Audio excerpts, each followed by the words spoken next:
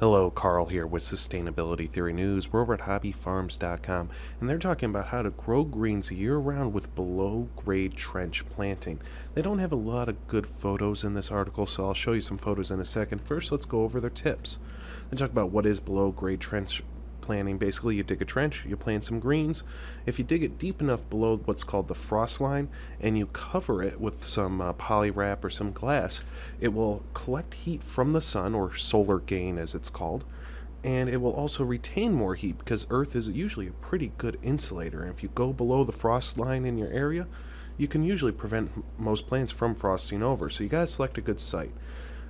South-facing hillside in the northern hemisphere is great. If you're in the southern hemisphere, a north-facing hillside. Dig the trench, shore up the sides if needed. If you have a really deep or wide trench, yeah, you should probably shore up the sides. They talk about maybe some wood, maybe some hay bales.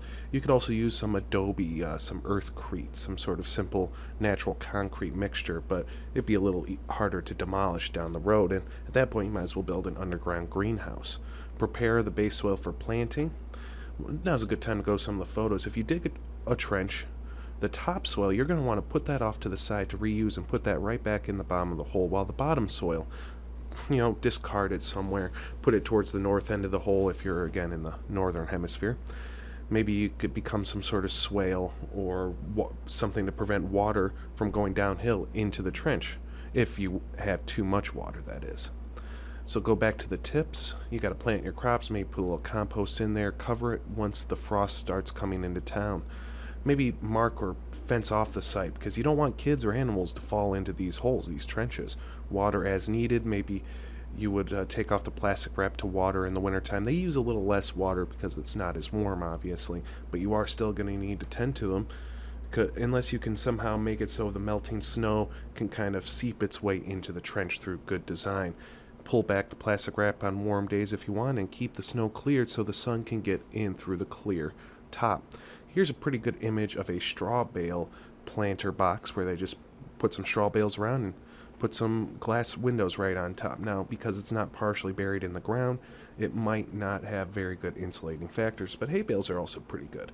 Here's a picture of an underground greenhouse that's set up what looks to be a permaculture situation with a stepped terraced system. And a terrace garden might be one of the best ways you can use this sort of trench growing system. This is a very fancy Asian terraced garden.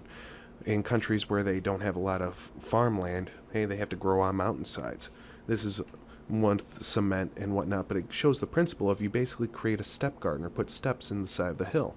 But with the trenches, they would be buried into the hillside, so you could still cover them with some sort of agricultural poly or greenhouse glazing. Of course, I will link to this article in the description if you want to read more about it. If you'd like to see more news headlines like this, subscribe to my channel. Have a great day.